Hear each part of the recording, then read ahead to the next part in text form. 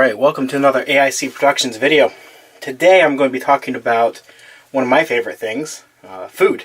I had the opportunity when I was 19 to go and live in another country for a couple of years, and while I was there, I fell in love with a lot of the foods there that you can't get here. I lived in the Netherlands. I lived in a few different cities there.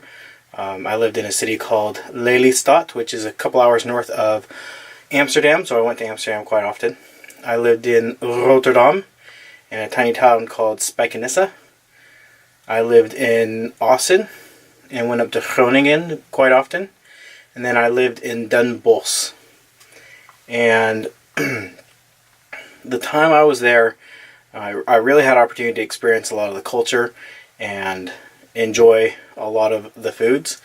And so when I got home, I was very sad because there were a lot of things there that you just can't get here. Even to make some of my favorite recipes is hard because some of the ingredients are not available here, like vanilla sugar. You can't get that here. You have to either make it yourself or order it on online stores. But fortunately, not too long after I got home, I found a store. It's actually an Asian market called Lily's that sells Dutch foods. And every time I go in there, it's always a different selection. So you never quite know what you're going to get in, if they even have anything. A lot of times I've gone in and they obviously haven't had a chance to restock. Well, today I went in and I was actually going in hopefully for some spices. I really want to make some bami, which is kind of like a fried noodle dish. Unfortunately, they didn't have any seasonings for that this time around. I was also looking for some drinks that they sometimes have, which they didn't have those either. So, unfortunately, I can't show you those. But what they did have this time around, which they don't always, is they had a lot of my favorite candies. And so I wanted to go through and show you some of my favorite candies, or at least types of candies that I ate while living in the Netherlands. The first thing I'm going to show you isn't really a candy as much as a breakfast item. And that is these. So they're literally just chocolate sprinkles, but they have a bunch of different types. I already have some fruit sprinkles, so I ran out of chocolate sprinkles. And a lot of people would actually eat this for desserts, but also for breakfast. You'd often get a piece of bread, smother it with some butter, sprinkle some sprinkles on, and you'd eat it with fruit or stuff like that. But it'd actually be the main part of your breakfast, which always amazes me because growing up in America, we had a lot of sugar cereals, and my parents were very much against sugar cereals. But to actually have sprinkles as part of breakfast blew my mind, and I thought it was amazing. So I picked some up. I have kids, and so sometimes they get this or the fruit sprinkles. I also like, if I'm doing pancakes or something, throw them in with those as well. Especially the fruit sprinkles are kind of nice. They give it a fun color on top. When you cook one side, right before you flip it to the other side, you sprinkle some sprinkles on, turn over. Anyways, so I got some chocolate ones to restock on those. The next thing I'm going to show you are actually cookies.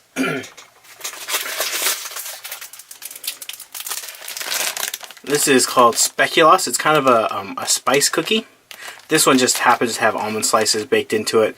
They had another style that didn't have the almond slices, but they only had one bag and it looked a bit munched. So I thought the cookies inside might be crunched too much or broken up too much. And these were packaged a little bit better and weren't damaged. But the cookie part of it is the same. This just happens to have almond slices on it. Almondel, speculoos. But yeah, it's nice. It's like gingerbread in that it's not a super sweet cookie. It kind of has that spiciness to it, but it's not gingerbread. It's its own flavor. I actually don't know what spices go into it, but it's that same way where it's more of a spice cookie versus like a sweet cookie. The toasted almonds on it just give it a nice nutty flavor. So these are really nice. I don't drink tea, but a lot of people ate these with tea. Or coffee in the mornings. I don't drink coffee. I like them with a little hot chocolate. especially if it's a more of a cocoa where it's not as sweet. If you're doing that, just because if the cocoa's too sweet, it can make these be a little bitter. But anyways, so that's the next thing. And then I have another cookie. These are packaged as almond fingers, but they were called boterkoek.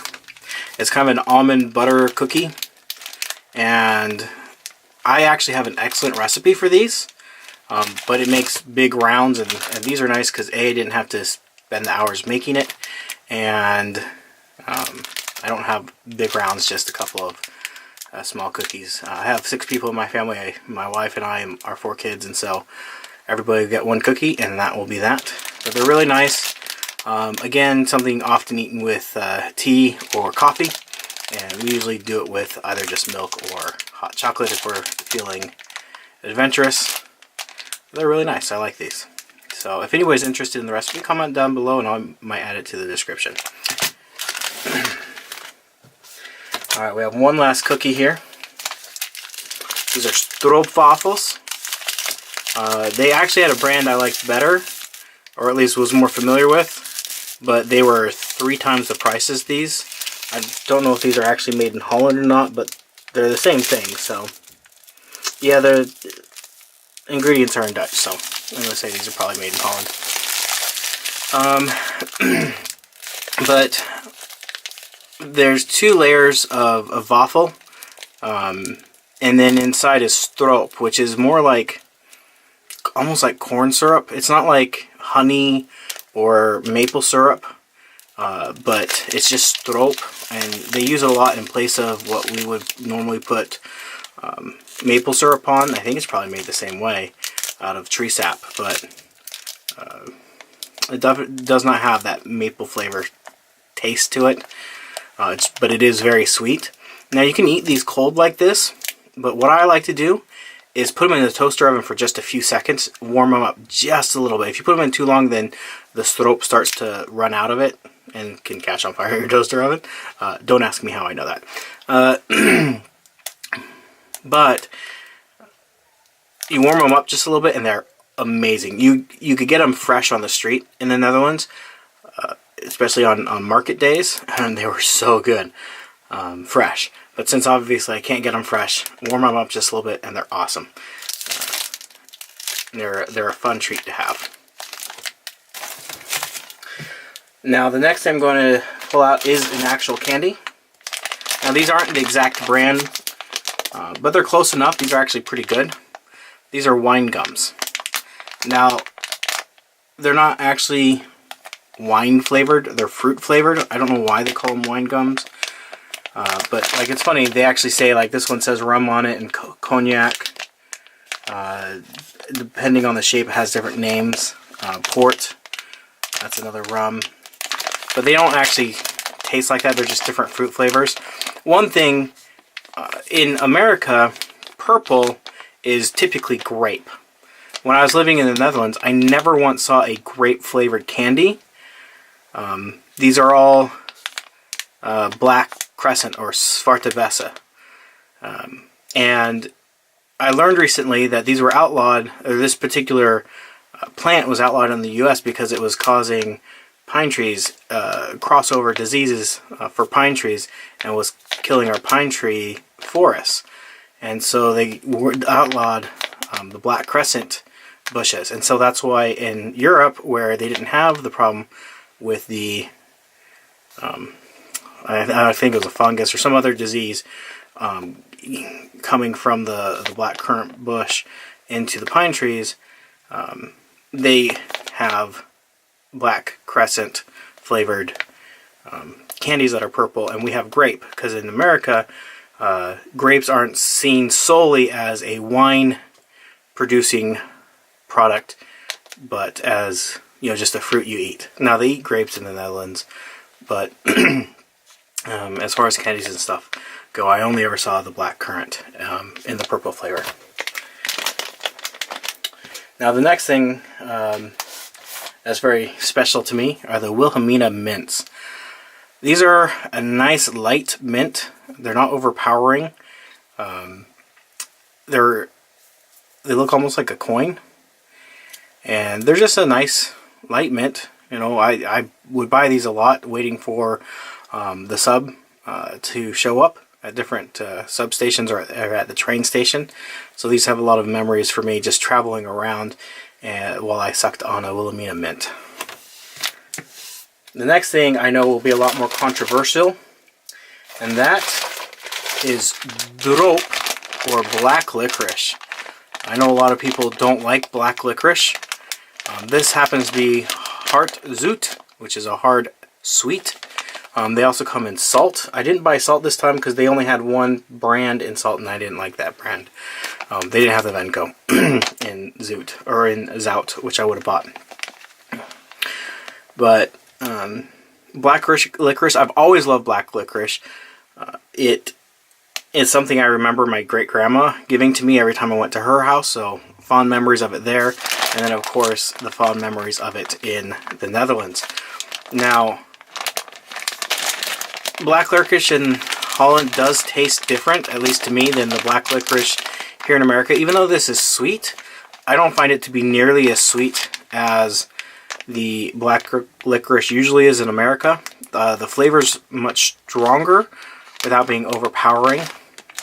I find a lot of candies actually in America to be overly sweet and without much flavor, at least in, you know, what you normally just go pick up at the grocery store.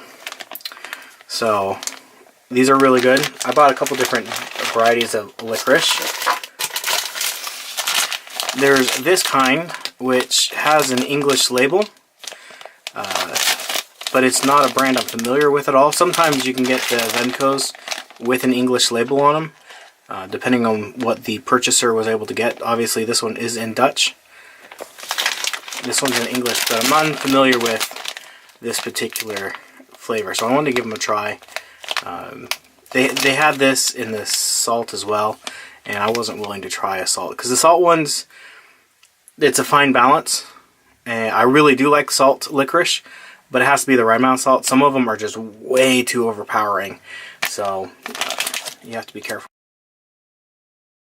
on which one you buy, because if it's too salty, then I can't eat it. This is another hard sweet, hard zout. These are Kleuren drops. They're very similar to the Good and Plenties you can buy here in the US. Again, I feel like the licorice flavor is stronger.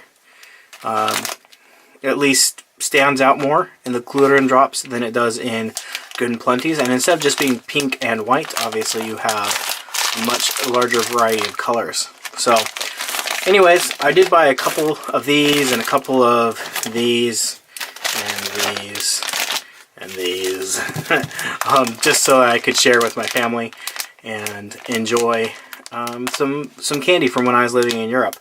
If you have ever lived in another country, I highly recommend seeking out like an Asian market or something, because you'll be surprised at how often you can find foods that you ate while abroad in those stores.